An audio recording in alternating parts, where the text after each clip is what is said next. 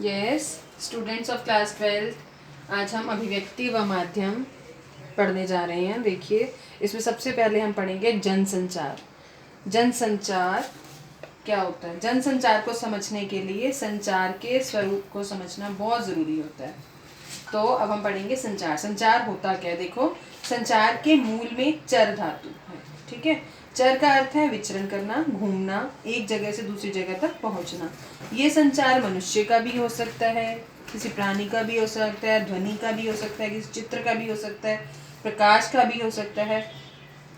परंतु यहाँ हम संचार की बात कर रहे हैं, तो उसका अर्थ है मानव के संदेशों का पहुंचना। ठीक है, ये संदेश जो है दो से अधिक व्यक्तियों के बीच भी हो सकते हैं।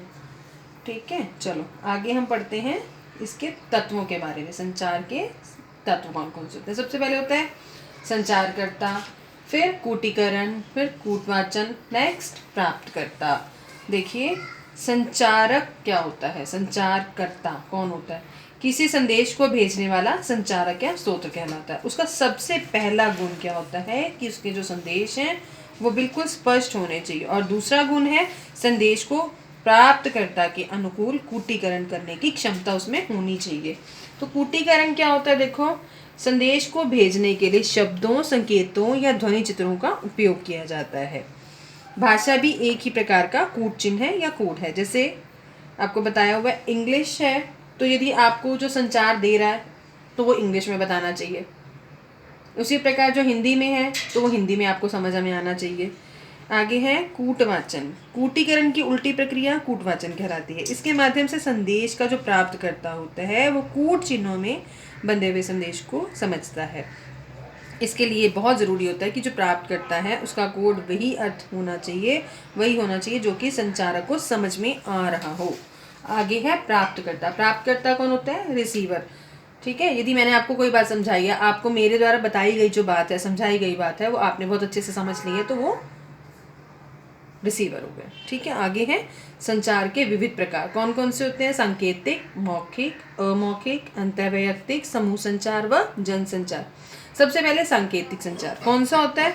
देखिए, संकेतिक संचार का अर्थ होता है संकेतों के द्वारा संदेश पहुंचना। मनुष्य का हाथ जोड़ना, पाँव छूना, हाथ मिलाना, ठीक है, सिग्नल देना, ये सब क्या है? संकेतिक संचार। इसमें मनुष्य अपने अंगों का या अन्य उपकरणों का प्रयोग कर लेता है। अब है मौखिक संचार। क्या होता है? मुख द्वारा व्यक्त ध्वनियों के माध्यम से जो संदेश पहुंचाया जाता है उसे हम मौखिक संचार कहते हैं। जैसे बातचीत करना, टेलीफोन से बात करना, भाषण देना, ये सब मौखिक संचार है। अमौखिक मौखिक संचार के अतिरिक्त अन्य सभी प्रकार के संचार साधन अमौखिक कहलाते हैं, जैसे सांकेतिक संचार, लिखित संचार इत्यादि। आगे है अंतःवैयक्तिक संचार। इनसे क्या आशय है? इनसे आशय है कि एक व्यक्ति का अपने आप से बातचीत करना। प्राय मनुष्य अकेला होने पर भी अपने आप से बातचीत करता है। वह भाषा, अपनी यादगार, अपने गीतों के माध्यम से स्वयं को व्यक्त करता रहता है। ये सब होते हैं अंतःवैयक्तिक। इसमें होता है जैसे डायरी लिखना, हम अपने बारे में ही लिखते रहते हैं, इसे हम अंतःवैयक्तिक संचार कहते हैं। अब है समूह संचार। समूह संचार क्या होता है? जब व्यक्ति एक व्यक्ति से नहीं बल्कि एक से अधिक व्यक्तियों से बातचीत करता है, या किसी समूह के सदस्य आपस में बैठकर विचार विमर्श करते हैं, तो उसे हम समूह संचार कहते हैं। जैसे कक्षा में पढ़ना और पढ़ाना, किसी संस्था की बैठक, ये सब समूह संचार में आते हैं। अब आगे है जनसंचार। जनसंचार देखो, जब हम किसी समूह के साथ प्रत्यक्ष मीन्स आमने सामने बैठकर संवाद करने की बजाय किसी यांत्रिक माध्यम से संवाद स्थापित करते हैं, किसी यंत्र के माध्यम से, तो उसे हम जनसंचार कहते हैं। जैसे प्रत्यक्ष कक्षा में पढ़ाना जनसंचार नहीं होता, दूरदर्शन पर पढ़ाया गया पाठ्यक्रम जनसंचार होता है। उसी प्रकार जैसे समाचार पत्र होते हैं, पत्रिकाएं होती हैं, रेडियो होते हैं, टेलीविज़न, फिल्म, ये सब क्या है? इंटरनेट जनसंचार के माध्यम है। बेटे, अब आगे हम पढ़ेंगे जनसंचार के कार्य कौन कौन से होते हैं। देखो, सबसे पहले होता है सूचना देना। जनसंचार के माध्यमों का प्रथम और मुख्य कार्य सूचना देना होता है। प्रिंट माध्यम का तो नाम ही समाचार पत्र है, दूरदर्शन हो या इंटरनेट, इन सब का कार्य तेजी से सूचनाएं वितरित करना मीन्स बांटना होता है। अब है शिक्षित करना। जनसंचार माध्यम जनता को शिक्षित और सजग बनाते हैं।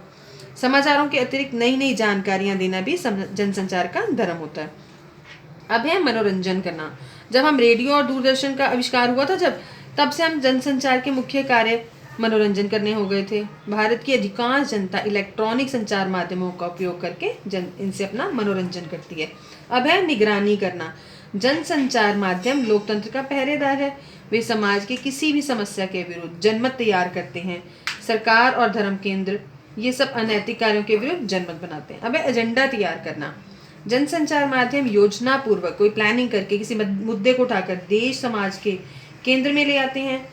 वे सरकार और समाज के प्रतिनिधियों को मत देकर और मुद्दों को व्यापक फैला करके महत्व देते हैं। ये सब खास दिशा में एक नई मोड़ देते हैं। इसे हम एजेंडा कहते हैं। अब विचार विमर्श करना। जनसंचार के माध्यम से विभिन्न मतों पर विचारों का आदान प्रदान किया जाता है। एक और मुख्य संपादक संपादकीय लिखकर और जैसे प्रसिद्ध विद्वानों के लेख छापकर जनता को प्रभावित करते हैं, और दूसरी ओर पाठकों की आवाज़ भी समाचार पत्र पत्रिका को दूरदर्शन में टीवी में दिखाते हैं, व्यक्त करते हैं। ये सब जनसंचार के माध्यम से एक विचार मंच बन जाता है। इसी को हम विचार विमर्श भी कहते हैं। अब आपको जनसंचार के बारे में क्लियर किया गया। इससे रिलेटेड जो भी एक्सरसाइज है वो आपको अपनी कॉपी में करनी है। कुछ नहीं समझ में आता तो आपको मैं नेक्स्ट वीडियो में दोबारा से बताऊंगी। ठीक है।